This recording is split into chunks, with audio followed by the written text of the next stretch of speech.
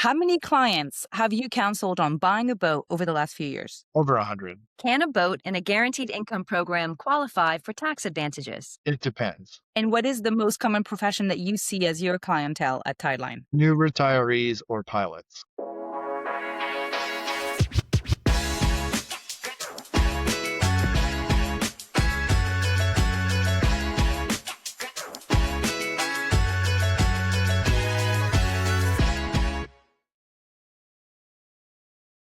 Hello, everyone, and welcome back to Full Displacement, the podcast by Current Yachts. We are here today to talk again about tax planning and smart boat buying.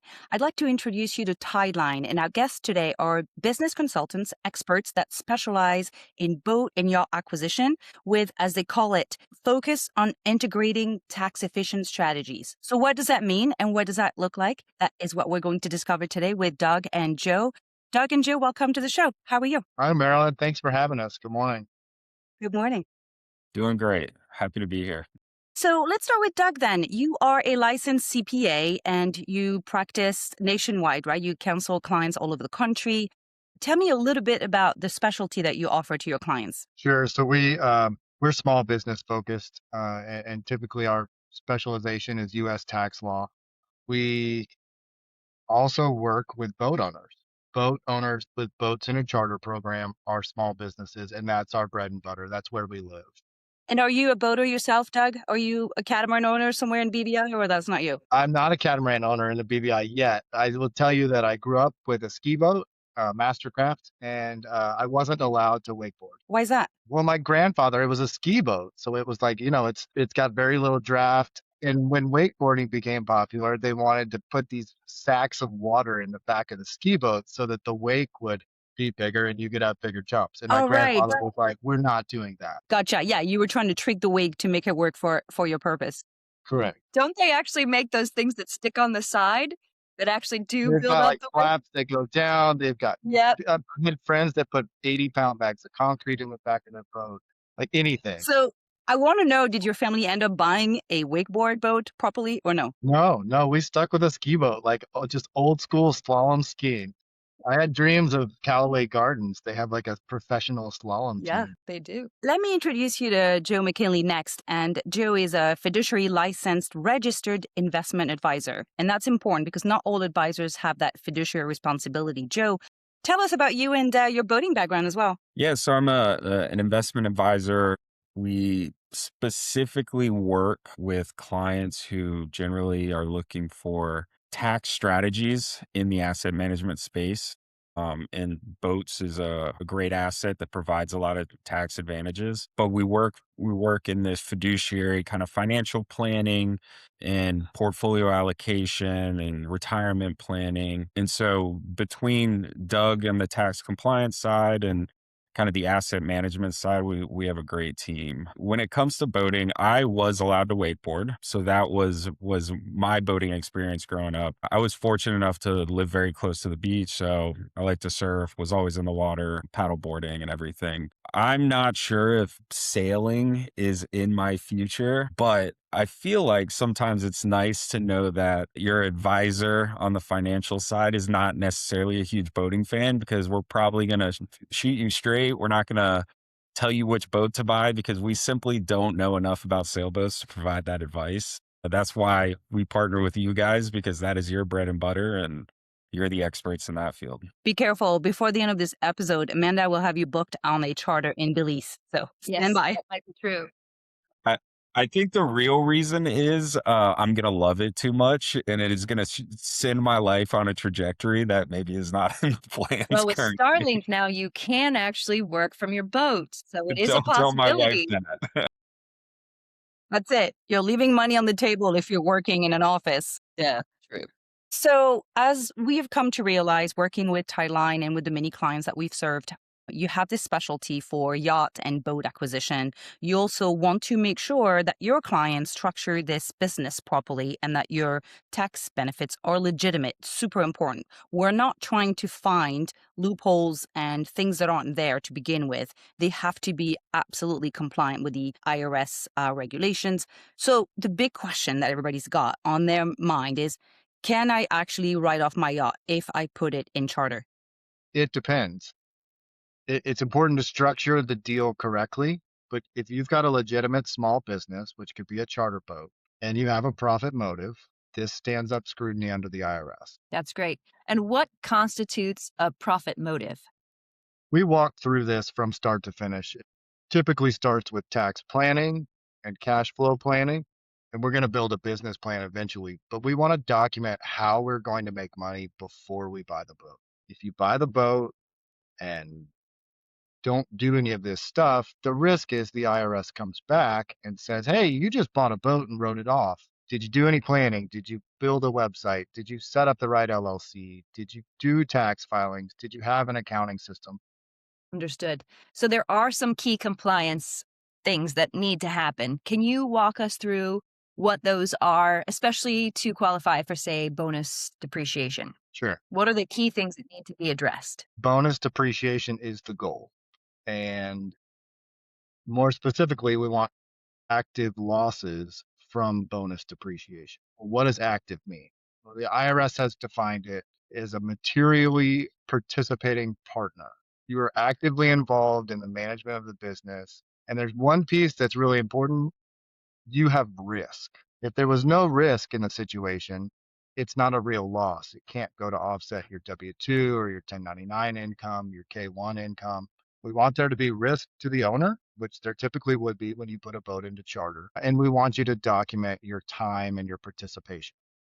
So let's pause right here for a second because we've heard of programs that offered guaranteed income. And depending on where you look and whom you ask, you'll have different answers as to whether or not this constitutes a active participation structure. Is that a no-go for you as soon as the income is guaranteed, or can you qualify this for us? It's not a no-go from my end. So guaranteed income is a term. Our first stop when we look at guaranteed income is it really guaranteed? Guaranteed by who? Guaranteed by the charter company, guaranteed by the US government as bonds. Two different things. I'll say the more important piece with guaranteed income is, are you actively participating? Are you still involved in the management of this business? It would be great to get a 5 to 8% return guaranteed, but can we also document that you are participating in the management of the business? If the charter broker's doing everything and you're not even allowed to step foot on your boat in a guaranteed income program, I would say the battle with the IRS, if we were audited, would be uphill. That's a fair statement. And I would say that at times, and this is how Doug puts it, we're not necessarily here to tell you yes or no. We're here to point at the lines in the sand in our opinion, because law and court cases and IRS audits can go different ways, maybe not based on what's written down, but based on who you're arguing with, what's the mood of the agent that day, what's the mood of the judge that day. And so Doug does a really good job of painting the opinion and helping try to explain the risk as it exists and as we view it, but he does not tell you whether or not, if you want to take that risk, that's a whole different conversation. It's not our job to determine what your appetite for risk is. It's our job to show you where the risks and rewards exist. You determine where you want to live. In a way, it's very similar to our jobs as yacht brokers because when Amanda takes a client through a survey, they will discover things that were perhaps unexpected. And it's up to that buyer to then determine, am I wanting and willing to deal with this? And we're just here to guide. And it's up to the buyer to decide, yes, I will take on this project and I will offer a lower offer, right? Amanda, you want to speak to that for a second? Absolutely. That's a perfect example of risk. Same when it comes to choosing what kind of boat they want to get into. One may say, hey, well, a power cat won't hold its value as long as a sail cat, but that could change in the way the market is structured. It just really depends. And there is always risk when we are playing in this type of business with a asset that is, floating. And depreciating rapidly, generally. Yes. Have to say this, it's true. This is true. That you have to go in eyes wide open on these understandings. Okay, so back then to the compliance components. What was next on our list? So you say, Doug, that bonus depreciation is the goal. Is Section 179 still a thing? Are people still qualifying under that? Section 179 is a thing. The trouble comes when you look at the laws behind Section 179. The rules say that it cannot create a loss inside of the activity that produces it. So let's say we go out and buy a boat, we use Section 179, we have $100,000 of revenue. Section 179 can only take us to zero. Our goal is bonus depreciation, which is back with the one big beautiful bill, back to 100% of the purchase price of the boat. We want a deduction for 100% of the purchase price of the boat in the year that we buy it, and we want those losses to offset ordinary income. Bonus depreciation, Section 168, is much better than Section 179. But everybody talks 179, 179. I hear you. Okay. So it's good to understand the terms behind each one of these. And correct me if I'm wrong, bonus depreciation you can actually take over a series of years, correct? It's possible to spread the bonus depreciation out over a Yeah. few years. Okay. And in Section 179, it has to be all done in 1 year, correct? It's an election that you take in the first year, but keep in mind, you can only go down to net income of zero in that Got business activity. Right. Okay. Bonus depreciation, buy $1 million boat, take $1 million of bonus depreciation, $1 million loss comes to your personal tax return to offset all other types of income. Yeah. Okay. Understood. Because we're in Florida and we don't have a state income tax in Florida, our default is bonus depreciation for any business. Sometimes, if you're in a state that doesn't allow bonus depreciation, we will choose Section 179 over the bonus depreciation. Specifically, if you're selling your old boat and buying a new boat, the 179 can act as an offset, similar to a like kind exchange, except you have two transactions. You have a gain from sale, and you have new Section 179 depreciation inside of the same activity. They offset each other. Okay. Understood. Thank And, you. and from maybe any real estate professionals who are watching this, and the way I think about it as an investment professional is 1031 exchanges, which is allowing the sale of an investment property to take those proceeds without paying the tax on the gain and moving those proceeds into a like kind property using the 1031 exchange laws and rules allows you to defer that tax consequence inevitably, hopefully until death, if you can. With the boat, it's the same outcome. You're selling a boat. There's going to be some sort of recapture. If you depreciated the boat, there's going to be some sort of tax consequence on the sale. And by buying, if your goal is to get the next boat, the next, your life is upgraded, you're ready to upgrade the boat, you're in the position to buy it. You can buy that boat in the same year that you sold your previous one. And the 179 almost makes it identical to a 1031, but it is two separate transactions with a very similar outcome. Historically, you could do a like kind exchange with assets like a boat, but the IRS came back and further defined that like kind exchanges, Section 1031, can only be done with real property. Real property. It is still possible to get the same effect of a like kind exchange, but on our end, on the tax side, it's two transactions. It's a sale and a purchase. So, what are some of the most essential business documentation and operations that our listeners should be aware of? Thank you. So, from our standpoint, as the experts, we have a full network of attorneys, other CPAs, maritime folks. We want there to be a formal operating agreement for the business. We want the partners involved to have a document that allows for asset protection. This becomes increasingly important when you have a $2 million boat that was paid for with cash. Husband and wife, married couple buys the boat. We want an operating agreement that says, hey, if this person gets sued, the other partner can buy out the partner being sued. It works really well because Florida is not a community property state. Husband and wife, spouse and spouse can be separate people inside of a business. So that's a level of protection. Sure, that's almost specifically asset protection. But like you mentioned earlier, you've got an expensive rubber ducky floating around the ocean with salt water. You've got credit card captains that are going to potentially borrow your boat and run it on a reef. We want all of these protections. It's easier to build the protections in from the front end than to try and recoup after someone breaks or burns your boat up. The second piece we mentioned earlier is the business. Typically, the business plan is the ultimate product that starts where Joe and I sit down with a client and specifically look at these are the tax implications of buying my boat. You know what boat you want, you know what purchase price it is. We build a full financial and tax plan that will show you just how cash flow wise and tax wise this boat is going to happen. All of this work in the business plan has been done on the front end to argue that we do have a profit motive. We know we can make money. We know we want 20 charters a year, X dollars per week of charter. We know the boat insurance costs X. We know that dockage, mooring, all of these other ancillary things cost money. We want to be able to prove from the front end with a document, the business plan, that we think we can make money and here's how we're going to do it. And this is a living, breathing document. We have plenty of clients that have come back and said, hey, we want to update the business plan.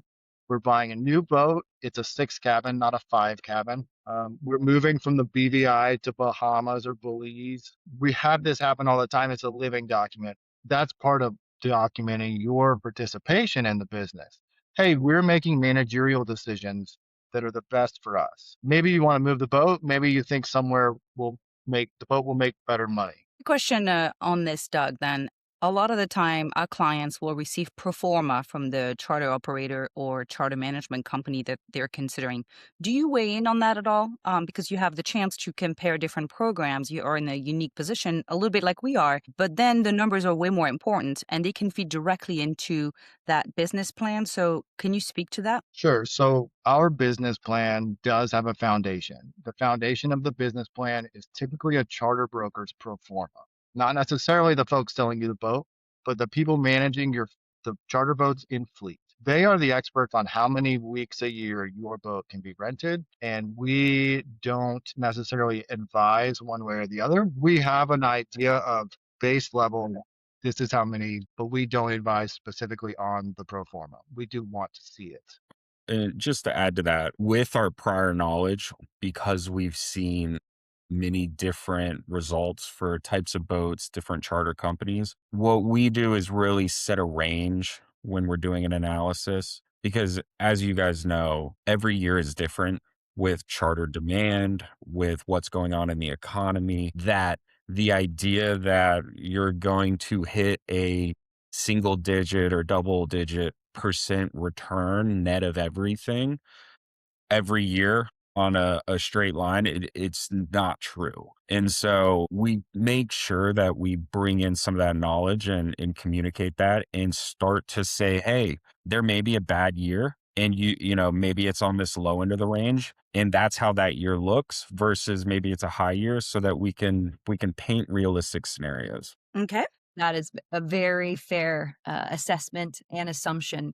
I know for a fact that in 2022 and 2023, formas looked a lot better than they look today. And people made decisions based on those performas. And I think as we've gone along now, it's 2026, and we're coming off the high of that COVID boom and bust. People are now seeing a more realistic pro forma, hopefully being painted. And our tagline and something we make sure to tell every client, especially as fiduciaries and advisors on assets, is this is the most affordable way to own this type of asset. It is not necessarily a function of a retirement plan Right. with reliable cash flow. And so you have to make sure that you are eyes wide open looking at the asset and the real risks involved from a business standpoint. What is this business going to earn me on a good year and on a bad year? Yeah. We are always the first ones to tell people that it is a lifestyle investment. Yes. And look to offset your cost of ownership by putting the boat into charter and not so much going into it with a desire that this asset and this business that you've started will be super profitable for you. That's really just the reality. We can build this boat into your retirement plan elegantly, perfectly, but it is not necessarily the retirement plan itself. It's not the foundation. So, what else, Doug, do we need to be on the lookout for proper planning and business documentation? We started with the operating agreement. We talked about the business plan. What else? Our opinion is that your boat should be able to stand on its own without the charter broker. Most of the charter brokers will allow for owners weeks where you can rent your own boat. Some of them even offer a discount or an extra commission back to the boat owner for bringing your own charter guests. Okay. We think you should have some sort of marketing presence other than the charter broker. But maybe it's a website, maybe it's Facebook, maybe you take pictures when you're on the boat and you just post them to Facebook under a separate social media page. But if somebody wanted to come to boat owner number 2 and say, "Hey, I would like to rent your boat. I love the pictures I'm seeing on Facebook," you should rent it to them. This helps bolster our argument that you're actively participating in the business. Okay. That's a good one. Any regular business would have accounting and record keeping. This is easy. We can do it. That's my world that I live in, small business accounting and tax. Your business, your charter business, should have a QuickBooks or a spreadsheet, and you should be tracking income and expenses. If it was a real business, you would. If you're just dumping cash into it every month and the boat never makes any money, you might not care about the accounting records. We do. We want to check one more box to the IRS that we're operating this business legitimate. We were watching the bank account. We have a credit card. It's set up for the LLC that has an EIN number. We have QuickBooks. We're running monthly financials. We're monitoring the performance of our asset. Okay, very good. So naturally, this takes us to the next question, which is for that particular business form, what entity formation is most common? What do your clients typically use? The most common entity that we prescribe is a multi-member LLC. By default, at the IRS, a multi-member LLC is a partnership. One of the benefits is the debt that you place on the boat that you're personally guaranteeing allows you to take the losses. It's what gives you basis in the business. The debt gives you risk. The risk allows you to take losses against the debt. If a multi-member LLC is not possible, if it's just one person, we can also choose to be an S corporation, which is a pass-through entity. That pass-through entity, S corp, will also satisfy part of our audit deflection. If we put this business directly on your 1040, on your individual tax return, the IRS only has to go one place to audit it. If we set up a pass-through entity, such as a partnership or an S corporation, we've added a layer of complexity that, frankly, at this point, the IRS just doesn't have the ability to. So I have a follow-up question from what we discussed earlier. Obviously IRS scrutiny is on everyone's mind. Whatever you're doing that may not be kind of the bread and butter of every taxpayer, you want to ensure that you know what you're doing. And if you are raising red flags with the IRS, that you can navigate them smoothly. So have you dealt with any audits from your clients based on these strategies? And can you speak to what you've learned, if so? Yes. So defending the IRS against an audit.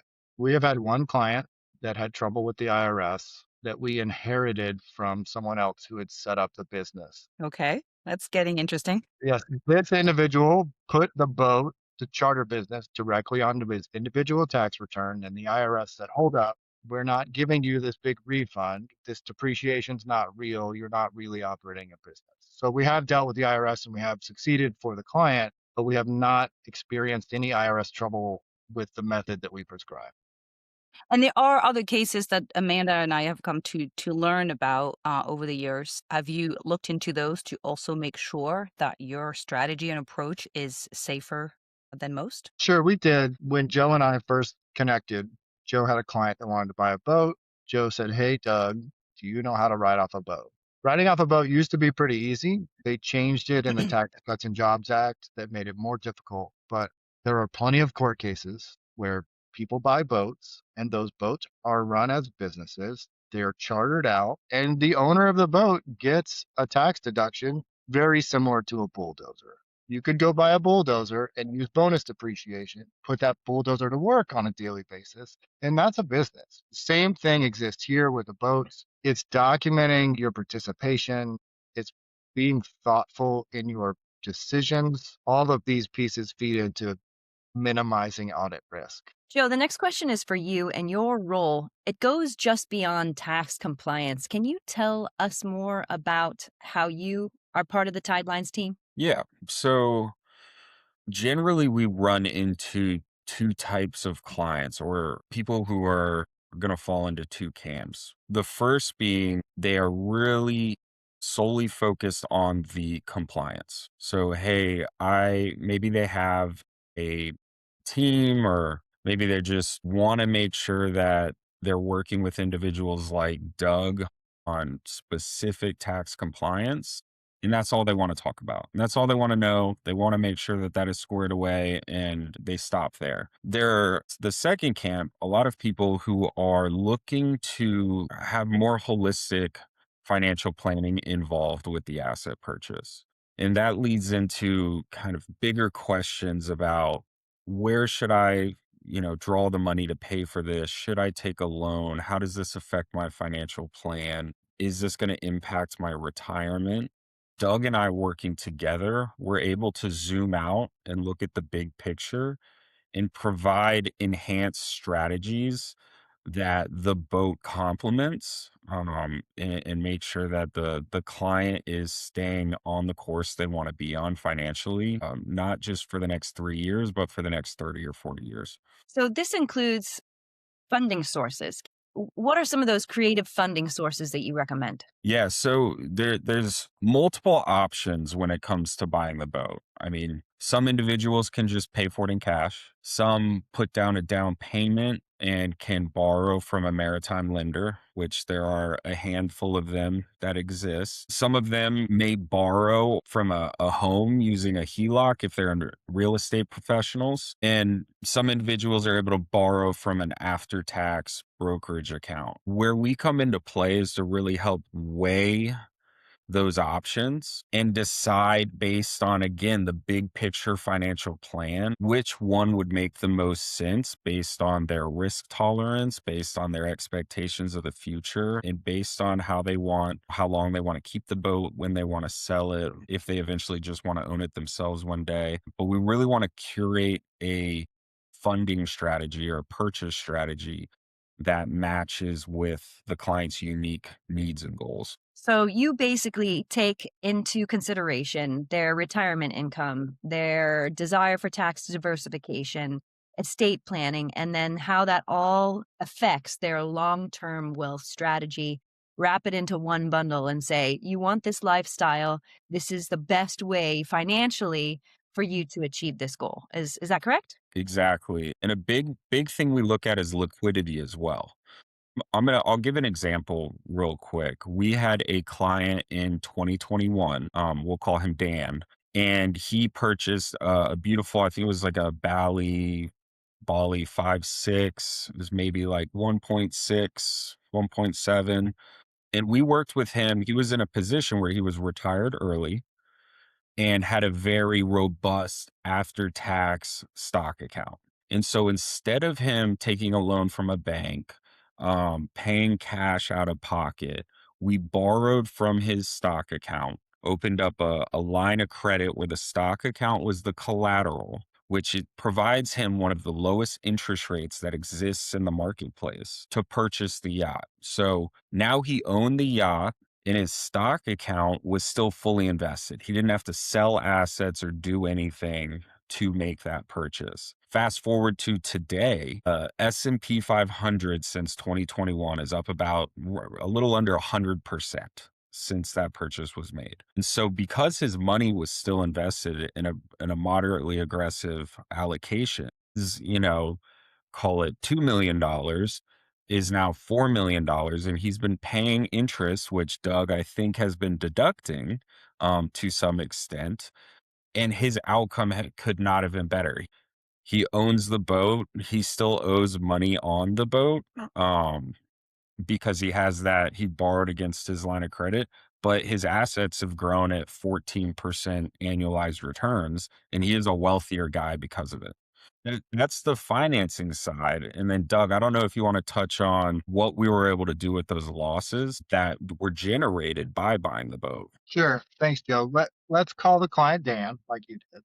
Dan's got the after-tax stock portfolio. Dan's a single guy. He lives in California, and we threaded the needle so tightly with excess business losses. Dan was able to pull money from a qualified retirement account, an IRA.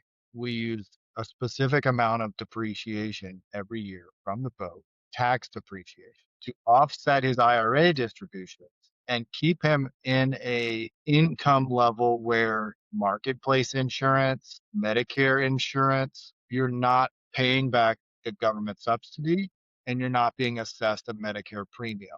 So we've got a guy with $4 million in a stock account. He's got an old retirement plan that we've gotten all the money out of.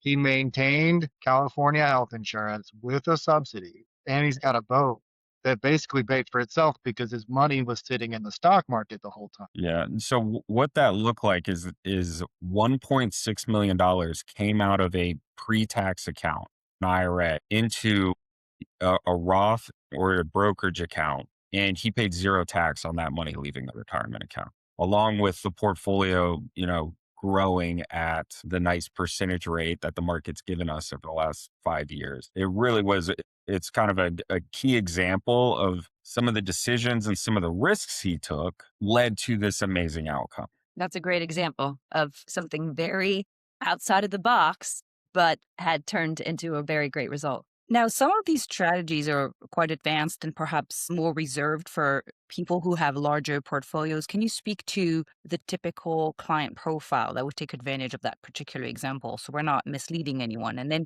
we'll probably kind of zero in on some other, perhaps more common options that are still relevant and something you may assist with. I have a question on that, but let's start with that one. Yeah. Generally, we see 3 or 4 different camps of buyers that, Okay. that come and are looking at implementing this charter strategy. The first and kind of easiest one is hey, we just had a major liquidity event. Doesn't matter what age you are. You could be 30 and you just sold your tech company, or you could be 65 and you could have sold the business you built over your whole life, and now you have this massive influx of capital in 1 year with a massive tax bill, and you're like, what am I going to do now? I'm going to buy a boat and sail around the world, right? Like, that's the dream. You made it. And that's a pretty straightforward, not much risk management in that situation per se. Then there's the biggest camp, which is more probably people in their 50s or early 60s who are looking at retirement. They see it coming right around the corner, and they love boating. They love sailing. And they're looking for a way to get exposure to the industry and the lifestyle while they're still working. And then once they're done working, maybe have the boat there available and the practice having been done on sailing to make it a huge part of their retirement lifestyle. And that net worth kind of range or asset range could be anywhere. It could be anywhere. The reality is, it doesn't matter if you have 10 million, 20 million, or 1 million or 2 million. You want to make sure that the plan to get to that dream lifestyle fits in your financial plan. And so that's a one we run into often. Doug, what's another good one? High income earners. Another typical client of ours has a large W-2, C-suite, big company, publicly traded, $500,000 on a W-2, $1 million on a W-2, living in New York, paying out the rear end in taxes. They want a boat. They love to sail. They're still working full time. It's like the best bang for the buck. The depreciation offsets just enough of their W-2 income where that drops them from a 37% tax bracket down to a 35. We're saving 37 cents on the dollar with this boat purchase. The boat's basically on sale, 37%. And the biggest thing with W-2 earners, and they know this, there's not many levers to pull to lower your tax liability. Right. Business owners get all the fun bells and whistles with ways that they can write things off and assets they can own. But W-2 earners are really hamstrung on things that they can own and strategies they can implement to directly lower their adjusted gross income. Yeah, so thank you for kind of clarifying who this may apply to. We run across a lot of clients who are getting ready to liquidate a company, sell a company, something of that nature. Can you come up with an example that you've helped with recently that could illustrate this point and what that would look like from your end and how you advise clients in that situation? Yeah, absolutely. We had a client who sold a business, was the largest liquidity event that they'll get in their life. Mm-hmm.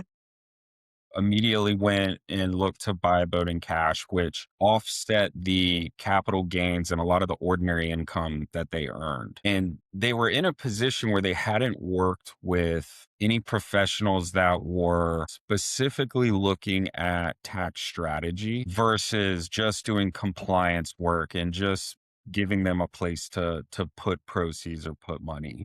And so Doug and I were able to work together to not only help with the boat in that tax incentive, but work in a couple of other spaces that we also specialize in, which include real estate and opportunity zones and energy to build out a portfolio of things outside of the boat that they could purchase, that they could invest in that help them defer and minimize a lot more than what just the boat could have done. And so it was a really nice outcome. And I think, when we do that zoom out, when we start to look at things holistically and we see that somebody's a real estate professional, they have a bunch of investment properties or own commercial real estate. We're going to make sure we specialize in that as well. So we're going to say, hey, is there any tax stuff that we can do here that you aren't already doing? I think it's important that from our end, we're looking at your entire picture. How old are you? What part of the life cycle are you in? Do you have kids at home? Do you have a retirement account? Can you access the retirement account? Are you still earning money? Where do you want to be in 10 years? How do we avoid the tax on the back end? Every dollar of tax minimized is dollars that you can put into the market and they can sit and grow for you.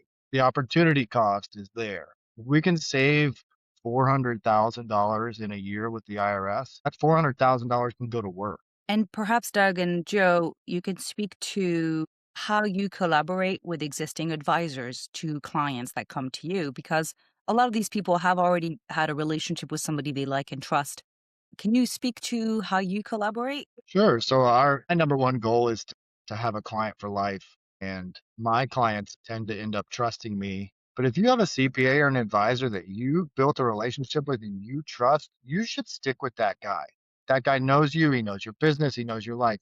We're more than happy to come in and consult on the side. We're not in the business of making you break up with your CPA, but we are the experts in this boat world. And we think that your CPA is probably not as educated about boats specifically as we are. Okay, that's helpful. So you're willing to do the K1 returns on Sure. the LLC that you set up and then give that over to the person's CPA who does all Absolutely. of their tax returns. But Okay. we're more than happy to help from an a la carte standpoint, LLC, legal setup, operating agreement, business plan, QuickBooks, and tax returns. We can produce a partnership for an S corporation tax return that spits out a K1. You give the K1 to your tax guy. He inputs it in your 1040 and goes, "Oh my gosh, you're getting a refund." Or, "Oh my gosh, we don't need to send $250,000 to the IRS this year. Keep it in your pocket." That's great. Yeah, and from my end, it's very similar. If there are investment, asset, or planning strategies that we can provide that their current person doesn't, then we're happy to just provide that niche service that we are the experts in. And we're even happy to communicate or have an understanding of what's going on with that advisor and what we're doing to make sure everything is copacetic. We want everybody's plan should have a holistic movement towards its goal. Guys, this brings us to the question now that's on everyone's mind. How do we get started working with Tideline Solutions? I think the best way is a complimentary first conference call where we just kind of get to know you. We want to know what your situation is, what your goals are, who you're working with. What do you know? What do you think you know? What do you not know? We take an education first step focus. Like the first thing we want to do is get you up to speed and transfer knowledge to you. And this first consultation would be free, correct? Correct. And this is Correct. about how long in length? 15, 30 minutes, 45 minutes? We would love if it was 30 minutes, but at times we find 30 minutes to an hour is generally where it ends up. Um, Yeah, if we don't get the time to ask you the questions, the silly questions, where your kids go to school, all of those questions build a case on our end. It might seem like a regular conversation. We're finding out information that we're going to use for your plan. So you start with the initial consultation. Then what? What's the next step? So generally, where we like to start in a second meeting is doing an analysis that we will bring to that second meeting that is twofold. One, baseline of where you are in the world right now with your present relationship with the IRS. So what do your taxes look like the previous year? What are they going to look like this year? And then if you buy a boat, how does that change your relationship with the IRS? And maybe there's additional scenarios there. So at times we'll do up to 3 or 4 different scenarios. Maybe it's based on different price points with the yacht, maybe different types or timeline on the depreciation we're using. But we want the client to really understand what's going to change about their taxes. The second side of it is looking at cash flow and looking at liquidity and kind of fitting it into, okay, if we're going to pay this way, do we have the cash? Are we going to have to sell something? Are we pulling it from the IRA? We want to match those things together, which the whole goal of the analysis is to give the client the confidence to either feel good about making the purchase or not. Like we want, it's really just a game of seeing the numbers versus acting purely on the emotional aspect, which is, I definitely want to buy this. So that's interesting. You use the scientific method and you have your control, which is no boat buying scenario, and then all your different samples, which buy a boat, buy this expensive boat, buy this not so expensive boat, buy this boat, put it in charter. And then you see your different variations of the results. That's an interesting scenario. Exactly. There are 1,000 ways to get this boat into your life. We want to find the most efficient strategy. What saves you the most on taxes? What keeps the most money in your pocket? What's the lowest interest rate? How can we borrow the money to pay for it? We're analyzing all of that stuff to provide you with what we think is the most efficient and affordable way to own a $1.5 million catamaran and stick it in the Bahamas where you can take your family. So what comes next then, Doug? We're going to be with you from your first boat show till you close on that boat. Once you close on the boat, we move into stage 2, which is operation of the business. We're going to be there quarterly, biannually, at a minimum annually to do a tax return, but we're here to help with all those life decisions. The business plan is this living document. It's got to work with the rest of your lifestyle, and things change. Your kids grow up. Maybe you don't like spending time in the Bahamas. I personally think it's fun. Maybe you don't end up enjoying it. Maybe your wife hates sailing. Yep. This is also why we definitely recommend our clients charter before they buy. We think that, happy buyers make happy boaters. If you buy the wrong boat or you make the wrong move, it's a waste of time and energy too. It's not just about the money. So we definitely recommend that you charter. So go do that. These are expensive decisions. Yes. These are expensive decisions. You got a lot on the line. We're potentially advising you to not give the IRS $250,000 this year. That's just it's a wild concept where you're paying, and now we're not going to pay. It can cause a lot of fear. The IRS is scary. And Amanda, we've had conversation where the conclusion is buying a boat is not the right option for you. We're not trying to talk you out of it because this is how we make a living. But we also realize quickly if something doesn't make sense, they don't even have to talk to Tideline. We a lot of the time can figure this out early in the process. So that's where we come in as well. Yeah, I was going to say, Amanda and Marilyn, close your ears. There are certainly scenarios where the prospective boat buyer ends up not buying a boat. Maybe they're just not there yet. They want a boat. They don't have the time to enjoy it. Maybe we can't free up enough liquid cash, but there are certainly scenarios where a boat is not the ultimate option. Well, we're totally on board with that. Yeah, we're on board with that. Absolutely. So this is what we do at Current Yachts. We help you navigate one of the most exciting but also complex tax advantage opportunities available when you buy a boat. So you can find Joe and Doug at most major boat shows. They typically come every year to the Annapolis Boat Show and many more. So visit our marine directory to contact Doug and Joe. You'll look up Tideline. The link is in the description below. And again, thank you for listening. Share this episode with a friend who might be looking for the most tax advantage way of buying and enjoying a boat. And contact Current Yachts if you need help in buying or selling your next boat. We love to talk about charter placement. This is what we do day in and day out. And we want to help you get into the right boat the right way. Until then, fair winds. Wins.